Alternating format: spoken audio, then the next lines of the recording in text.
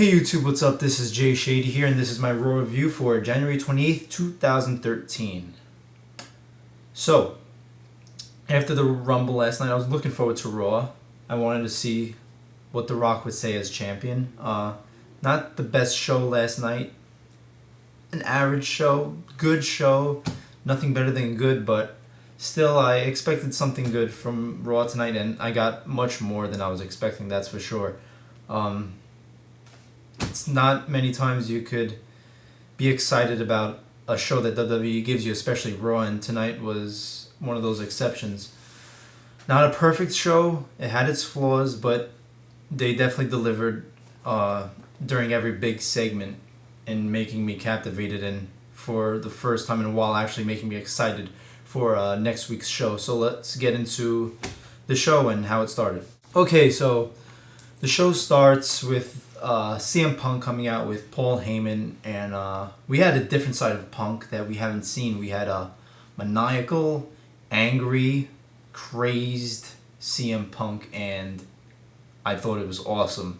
I mean, it was different than Punk's previous promos as a heel.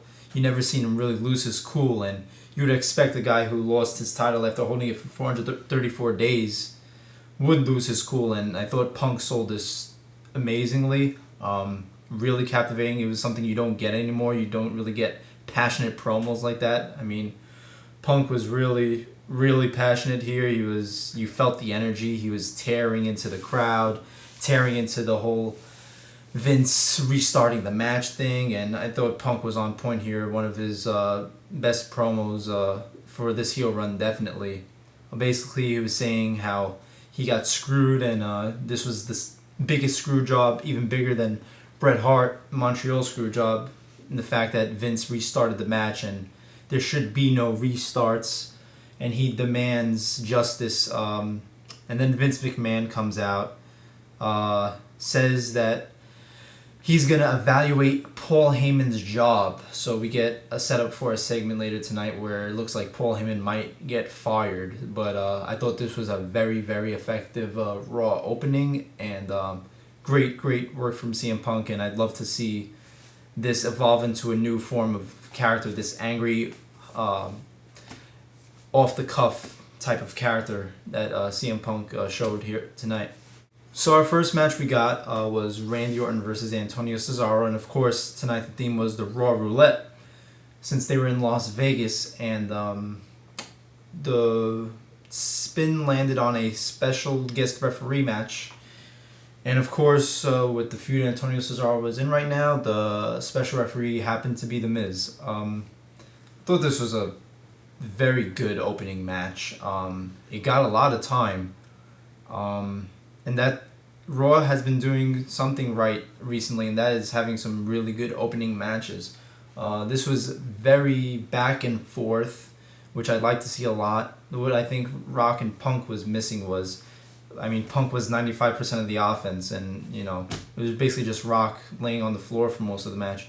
Here you had the Cesaro, the heel, getting his moments, Orton, the face, getting his moments. It was very back and forth. The momentum switched multiple times.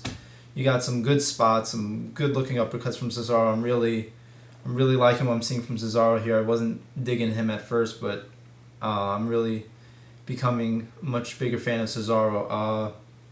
The match ends with Miz distracting Cesaro and Cesaro turning around and into an RKO from Randy Orton. I didn't mind it. It didn't make Cesaro look weak. If anything, it looked like Randy Orton had to rely on Miz to get a victory. He couldn't get a clean victory over Cesaro, so I thought it was fine. Very good match, very good opening match. The next part, we get a segment with Vicky spinning the wheel and having it land on Make Me Laugh for Ryback. Apparently Ryback had to make Vicky Guerrero laugh or something like that. He had to make somebody laugh. I don't know. But, I mean, I feel bad for Ryback. I'm not a Ryback fan. He's very much a Goldberg ripoff. But, I mean, I wanted, after seeing him and Cena in the Rumble last night, he definitely should have won it. He should have went to win the World Heavyweight title. I mean, after them pushing this guy so much, having him lose multiple pay-per-views, he's got to, you know, gain some steam again to actually look like a serious contender and serious main eventer. And then you have him in a segment called Make Me Laugh. It's just, imagine Goldberg during his streak doing a segment Make Me Laugh. It's just stupid. I mean, way to lessen the seriousness of the Ryback character. Whatever. The segment was with the Primetime Players, and Primetime Players told a stupid joke, and Ryback said he has 4 eyes, 20 fingers, and is about to get beat up or whatever, and he beats up the Primetime Players. Whatever segment. I think it's just stupid that they have Ryback doing this stuff. And next we get another Raw Roulette spin, and it's to decide Wade Barrett's stipulation, and it lands on him being able to choose his opponent, and of course he chooses Bo Dallas, the new NXT rookie who debuted for the WWE in the Royal Rumble last night, who had a very impressive showing, and who eliminated Wade Barrett, resulting in Wade Barrett coming back out and eliminating him. Why we get this match now, so soon, I don't understand it. Why not build a little feud and maybe have this match at Elimination Chamber? I mean, why did we have to get this now? I'm not sure why WWE has to rush everything. They can't build anything anymore. Everything is going straight to the payoff. This could have been good.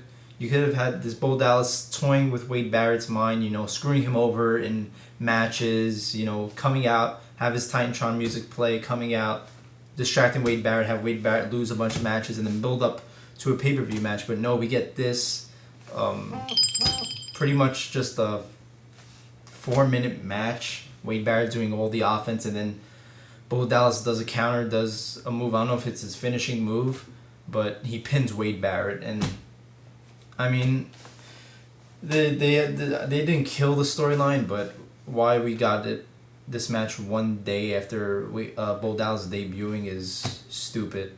Whatever. I just wanted to also say the Bo Dallas thing. This is just another instance of IWC hypocrisy and their stupid logic. Of course, IWC loves Wade Barrett because he's a heel. So the IWC, the people who are always complaining that WWE doesn't push new talent, that WWE needs new talent has to rise. And that's what WWE exactly gave you last night. You have Bo Dallas get a big elimination over Wade Barrett, and 90% of the IWC complains and bitches that Wade Barrett gets eliminated by some stupid rookie.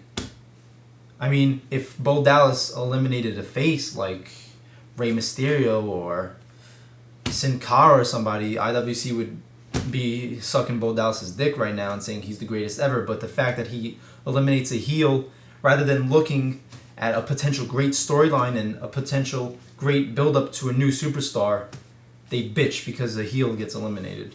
Just something that was on my mind when watching this and looking at the internet forums. Next, we spin the wheel again, and of course, since it's the 1 hour main event, we get Cody Rhodes' opponent landing on John Cena, because John Cena always has to be in the main event time. This match was... I'm going to save all my Cena hatred for a long Cena video, solely discussing Cena. But just this is a disgrace, this match. What did it last? 3 minutes, maybe, tops? Cody Rhodes didn't get one move in. Cena beats him with 5 fucking moves in 3 minutes. I mean, you have Cody Rhodes, who is a guy, competing for tag team titles with Damien Sandow, so he's not a jobber. Yet he's doing a squash match with Cena. You couldn't get any other... You could get, like, David Otunga. You had to use Cody Rhodes to make Cena look like fucking Superman. And then at the end of the match, Cena has this new thing, I guess, where he poses like a superhero and does this shit. I don't know what... I guess it's true to his character. Some superhero type pose. Some Wonder Woman shit. I mean, shit, just have him be in the new Justice League movie. He could play perfect Wonder Woman. It's just so ridiculous. I mean, this Cena, like, boost up his ass. Why does he need a boost? Why can't somebody like Dolph Ziggler get this boost, or Damien Sandow, or somebody that could actually give the company a future rather than somebody who's running out of mileage right now? Why does he need this boost? And I would understand if we had a storyline where Cena was torn down and taken to the lowest of lows last year, but he wasn't. He was main eventing over Punk, the WWE champion, who was reigning for that whole year. Cena was main eventing pay-per-views. How could you say that is the lowest of somebody's low? It's so obvious that even last year, even though Cena didn't have the title, he was still WWE's main guy. And now you have some corny-ass, fake, shallow redemption storyline. There is nothing he's redeeming himself from. What is he redeeming himself from? He's been main eventing pay-per-views since, the beginning of time. He hasn't stopped. He beat Brock Lesnar.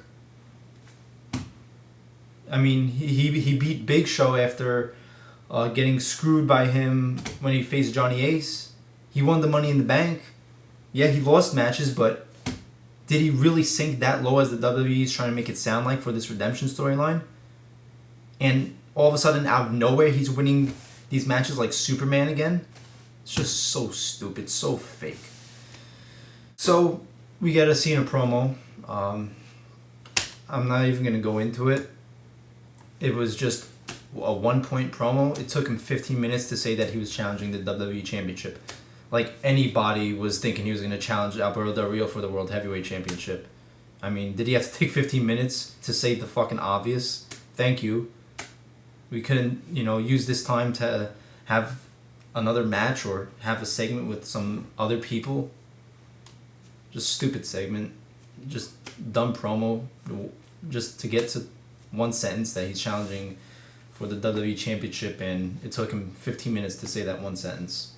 And also, they have him saying that it's virtually impossible for him to win if he goes after Punk or Rock, pretty much making it fact that he's going to beat The Rock for the title, since he said it's virtually impossible. And you know how WWE loves to give the kids a underdog story to cheer for. Cena an underdog, yeah. Alright.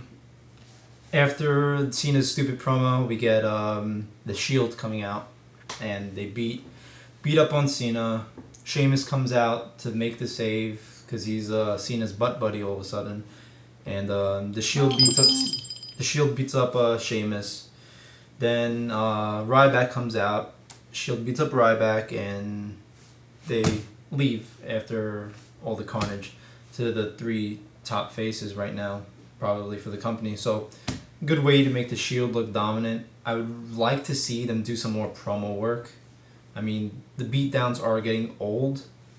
They're still good, they're still effective, but you have to add in some variety also. I think the random beatdowns are getting a little old for me, but I'm not going to bash the Shield because I like the talent from all three men.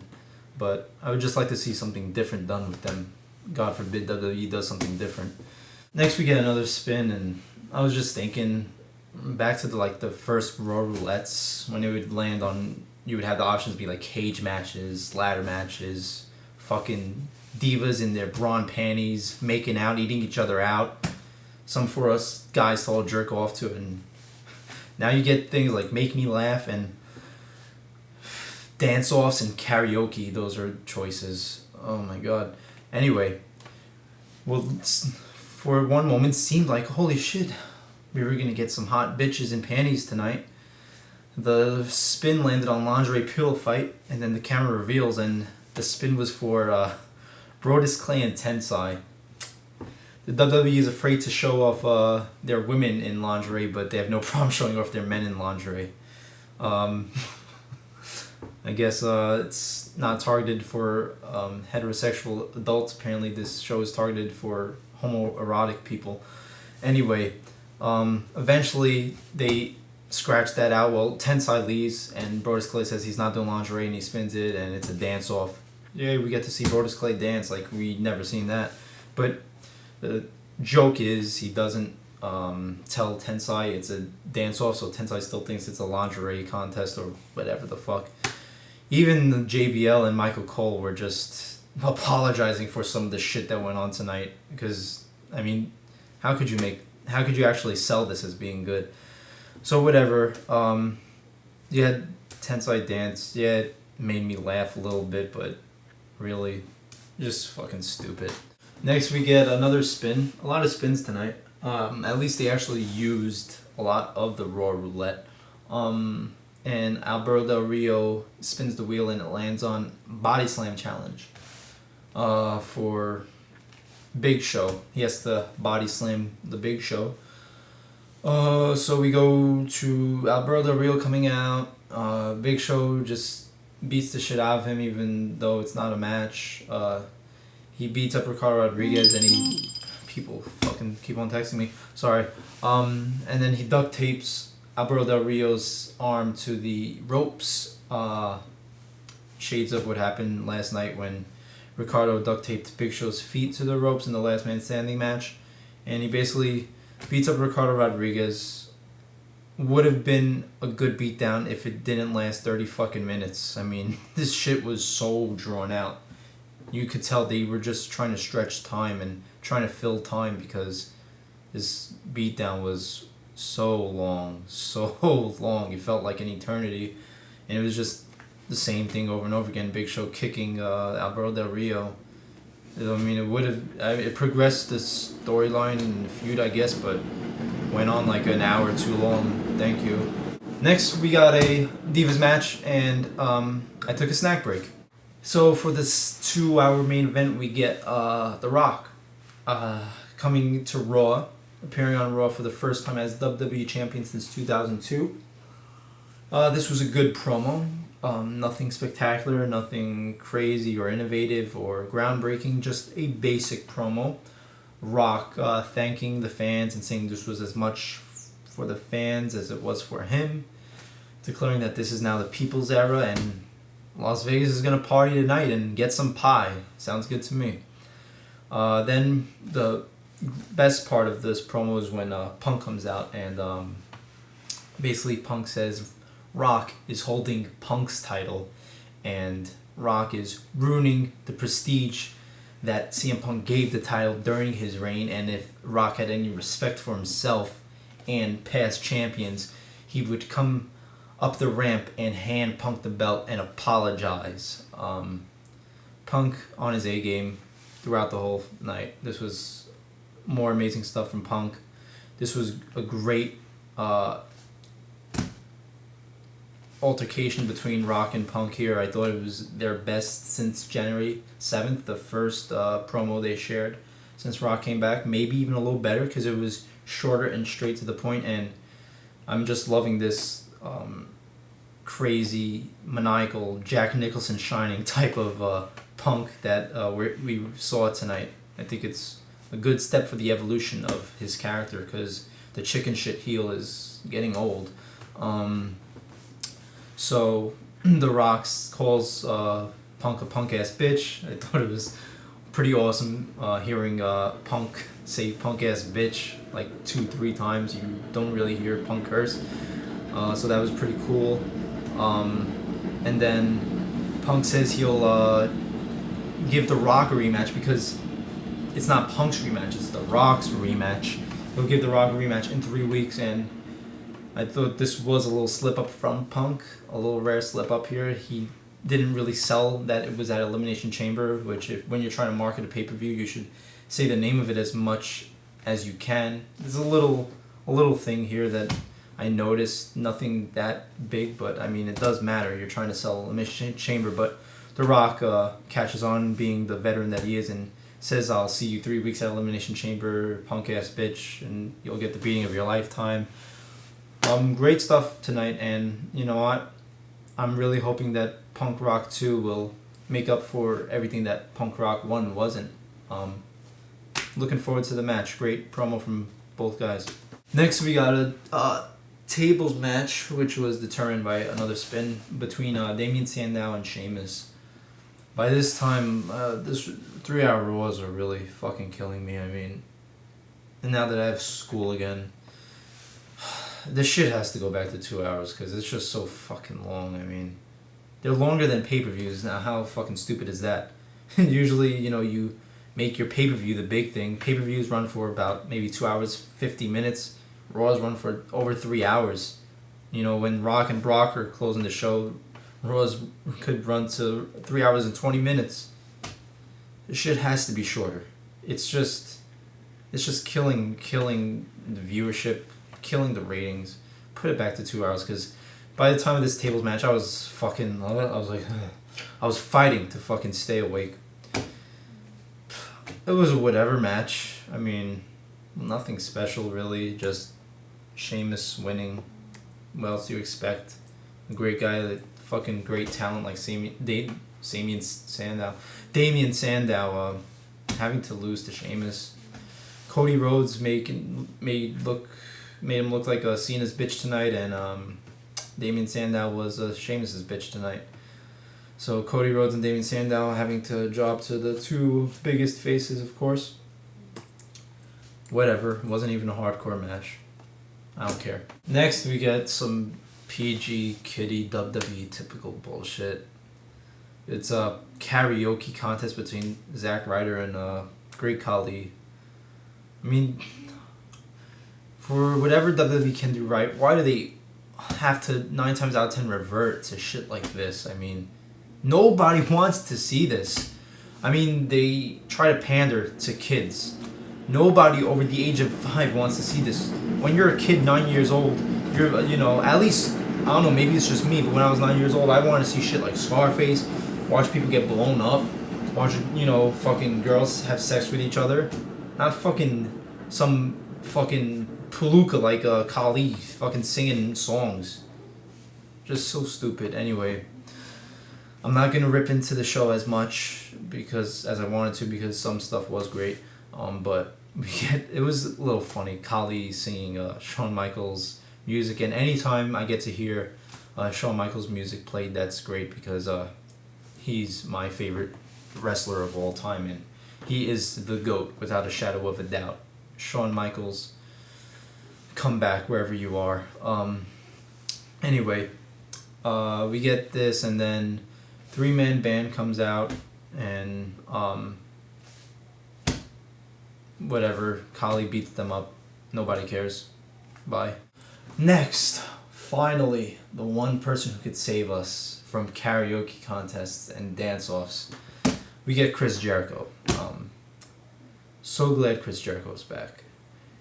He's one of those people that when he's gone, I forget how great, how awesome he is. And then the second he comes back, it's like, wow, boy, was WWE missing something when this guy was gone. Oh, Chris Jericho is amazing. I mean, a legend. Just fucking legend, man. Nobody on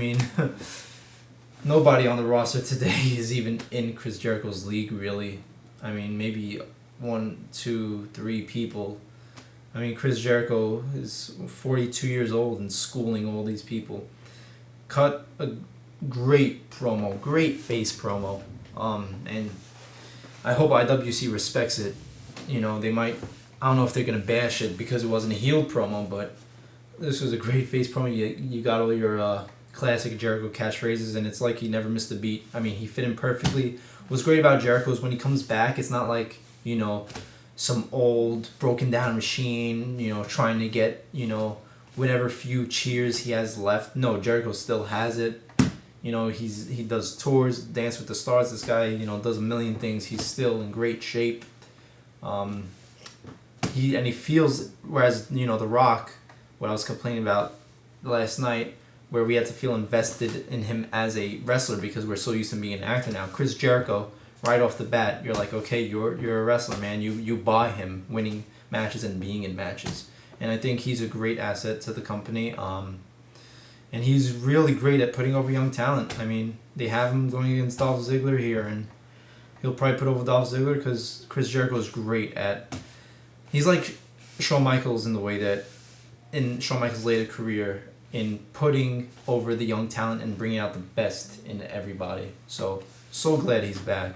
So glad that Dolph Ziggler is working with Jericho, because I love both of them, and I think whatever work they do is pretty much going to be great. Why Biggie Langston is fucking using the mic is beyond me. This guy, man. Why? First they make Ryback talk, which he never should have, and then they make Biggie Langston talk. Two of these beasts. Why are they talking? Imagine, like, I'm gonna use Goldberg here because this is who they're using as, you know, the mold for these guys. Why? Sorry about that. Why are these guys talking? Imagine Goldberg on the street cutting a long-winded 10-minute promo. Nobody would have taken it seriously. So why is Biggie Langston talking? I don't know, but whatever. And then you get Vicky Guerrero saying that she reinstated Y2J. It's just one little thing is Vicky's a heel, yet she's feuding with Dolph Ziggler, who is a heel. So what? This just feels weird, having her be a heel yet doing face stuff against Dolph Ziggler. It's like, do we cheer for her for this segment? Do we boo for her the next segment? I'm just not getting it right now, but whatever, it's a little thing. And it lands on Strange Bedfellows, which could have been a lot worse, by the way it sounds. It was Jericho and Ziggler had to team up in a tag team match against Team Hell No. And I'll talk about that match. So, this little review of that match will be really fast because we got about 3 minutes of it. The rest were dedicated to commercials. Yeah, I'm loving this 3-hour Raw with 1 hour and a half of advertisements. Yeah, this is great. So I guess it could have been a good match. Might have been a good match. I don't know. I wasn't there in attendance, so unfortunately I had to watch it on TV, and TV only showed me like 2-3 minutes of it. The rest was commercials, so I can't even review the match. Kane chokeslammed Ziggler and won. Jericho left the ring before, so yeah, I guess that feud is going to go on. I just wish we could have actually saw the match. That would have been nice. Then we get to the third Hall of Fame inductee into the 2013 class. And it's my baby. It's my love. It's my first diva real crush, because China doesn't count. And I wasn't a big Sable guy, but Trish Stratus. I just want to reflect on Trish Stratus for a moment, because I think every now and then it's good for your loins to reflect on Trish Stratus. Trish Stratus came from a time where we actually gave a shit about the Divas division, where it wasn't a snack break like it is now whenever these Divas matches come on. I mean, Trish Stratus, Lita, fucking Jacqueline, who else was there? Ivory, Molly Holly, Jazz, Victoria, even the girls that didn't have talent like wrestling talent like Tori Wilson. At least you could still jerk off to her, you know. Stacy Keibler. This is when you actually gave a shit about the female characters, and they were used the way they should for men to salivate. That's how divas should be used. At least one asset of them. But definitely deserves this. Trish Stratus definitely deserves this, and very fond memories of her. Good old times with me, my Kleenex, my Google images of Trish Stratus, and my lotion. Good old puberty days. Anyway, I'm glad I'll be able to see Trish Stratus live in person when I get to go to WrestleMania. So another plus for April 7th WrestleMania. Maybe I'll have to see Cena Rock too. That sucks, but at least I get to see Trish Stratus. So congratulations to Trish. And we get to the final segment, what really put the show over the top for me. We get the evaluation of Paul Heyman's job from Vince McMahon. Vince McMahon comes out, calls out Paul Heyman, asks him if he's working with The Shield and Brad Maddox, and Paul Heyman says no. Vince asks him if he's ever lied, and then Heyman goes on this what felt like a worked type of shoot thing, felt like kind of him actually saying real things about how he's lied every single day of his stinking life because he is a promoter.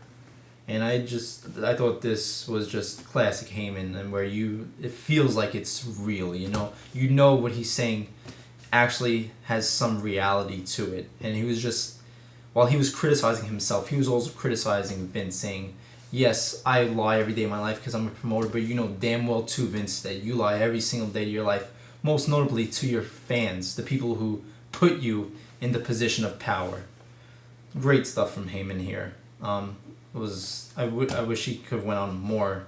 I was digging it a lot. And then Vince says he has footage that proves that he is lying, and it shows footage of, like, in some fucking dungeon or something, I don't know, of Heyman with Maddox telling him that, admitting that he paid Maddox off, and pretty much admitting that he paid the Shield off, and blaming Maddox for constantly coming back to him. And Paul Heyman has the Shield beat down Maddox in the segment. And then Paul Heyman's like, he's saying it's not me. He's using any, like, stupid lie he could think of. Great stuff from Heyman tonight. It's not me. He's like, please don't fire me. And Vince is getting ready.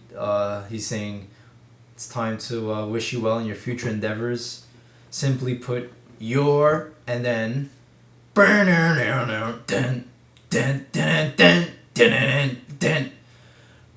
Lesnar, baby. Brock fucking Lesnar. I fucking called it. I was talking to my friend before the segment on. I was like, Brock Lesnar needs to come out, beat the shit out of Vince, give him the F5, make the motherfucker bleed, put him in the Kimura lock, snap his fucking arm like he broke Triple H's arm. Oh, so good to see Brock back. This was awesome. I mean, I literally jumped out of my chair. I was walking around doing the Brock Lesnar thing on the ramp that he does by the TV. I was marking out like fuck. I'm very happy to see Lesnar back. This really was a great way to end the show. You have Lesnar come into the ring. Heyman's pleading with Lesnar because he knows Lesnar's a fucking beast, and he's saying, "Please, Lesnar, don't do this. Don't do this." You know, Heyman's worried about his job. Lesnar, don't do this. And Lesnar's like, easy. Tells Heyman to get in the corner, and he goes up to Vince, and he's like confronting Vince, and then he backs off a little bit, and then he gives Vince the F5. Loved it. But holy shit, here's almost 70-year-old Vince spinning around in an F5. Jesus Christ, I thought this guy was gonna fucking die right there. Fucking gotta say, as much as Vince pisses me off, this guy's got balls to be taking an F5 at his age. Great stuff though. Great way to end the show. Brock Lesnar was a fucking beast. Did everything the ending segment needed to do. Great stuff. WWE definitely delivered on the big segments tonight. They had some bullshit, but they definitely delivered with their big segments, so I can't really tear apart and criticize the show like I was going to before the last hour of the show when we got Jericho, Trish Stratus getting inducted, and Brock Lesnar here. And also before that, the Punk and Rock, that great promo. And also we got the Cesaro and Randy Orton match, which I think was very, very good. So a lot of good stuff to like here. And when you have a lot of good stuff in this day and age, you really can't complain. Sure, some of it was shit, but it was worth it for the good stuff that we did get. And for the first time in a long, long time, I can actually say I'm fucking excited for next week's Raw. I want it to be Monday. And that rarely happens. Usually it's a chore. Usually it's like doing homework watching Raw. It's just, alright. But now I'm excited. Brock Lesnar's here. Yeah, he's going to fight Triple H. It's very predictable. But you know what? If they could do something here, and what I'm hoping they do, if they could do it, have that stable that I'm dying for. Punk, Brock, Shield, Maddox, Heyman. This will be a great fucking storyline, I think, if they could do this. Just seeing Punk and Brock in a stable alone, and then maybe having it culminate in a feud between Punk and Brock with Heyman in the middle of it. Oh, the things WWE could do with this. Please, WWE, please don't fuck this up. Please use your best judgment. You did me right tonight. I called that this is the time Brock Lesnar should come back, and you gave me that. Continue with my insight. make this stable happen. Give us a Punk and Brock match down the road. Please make it happen. And what I want to see next week is have the start of this stable, the seeds begin to be planted. And I want this stable to just tear the whole fucking roster down until Mania. Then you can have the faces go over and beat the stable up, because, you know, you have to have the faces. In every good story, the good guys win. But I just want to see the heels just win some battles to make it worthwhile, to make the ending worthwhile. Please, WWE, don't fuck this up. Go with it. Go with this Punk, Brock, Heyman, Shield, Maddox stable. It won't fucking disappoint. It'll be great television.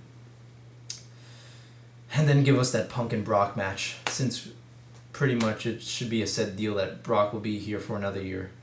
So yeah, great show tonight. Much better, much better than recent weeks, and very, very, very much looking forward to next week's show, and happy with some of the stuff that WWE is going forward with, even though it looks like we're going to have pretty much a WrestleMania rewind this year, because it's pretty much going to be rematches and stuff like that, but we might get some surprises and intrigue stuff in between and maybe afterwards. So that's it for me. I'm Jay Shady, and this has been my January 28th, 2013 Raw review. I hope you enjoyed it. See you next time. I'm out. Peace.